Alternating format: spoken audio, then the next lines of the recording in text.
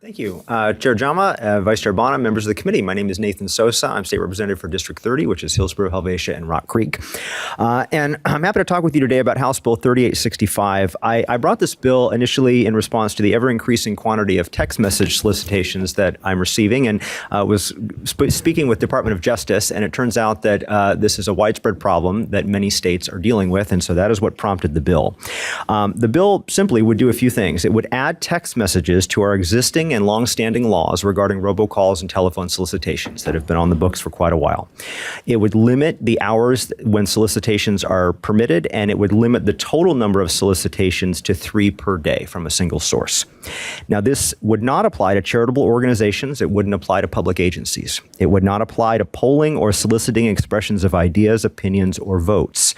It would not apply to business-to-business contacts, and it would not apply to responding to a message that you receive from someone else, such as a customer.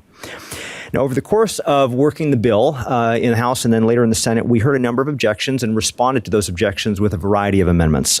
First, initially, they said that the definition of texting was problematic, so we went ahead and simplified that when it came over to the Senate side. They said that the original amount of quiet hours, currently Oregon's law says that permissible solicitation hours is 9 a.m. to 9 p.m. That's current law. We were going to shorten it to 9 to 7 p.m. They said that would make Oregon an outlier, so we went ahead and changed that to sync up with Washington, making it 8 a.m. to 8 p.m. They were concerned about inadvertent violations because if there's a cell phone number, you don't necessarily know if it's in Oregon or not. So we said, fair enough. We put in an amendment that says you can rely on the area code of the phone in order to comply with the statute. They also said, well, what about responses? If a customer reaches out to us at 7:55 p.m. and we respond at 8:05, now we're in violation of the law. We said, all right, fair enough. We will put an exclusion for responding to customers.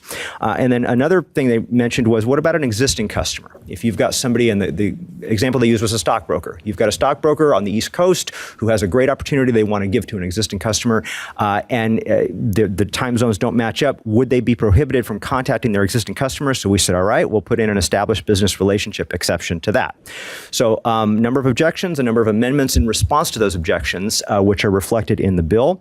Now, there are 2 additional things that were raised with Senator Przonski, which he'll get into as a reason for the amendment that's before you today. I will just say that taking a step back, what we're attempting to do here is a reform that has been enacted in several other states. Arizona, Connecticut, Florida, Maryland, and Washington have adopted versions of what we're trying to do here.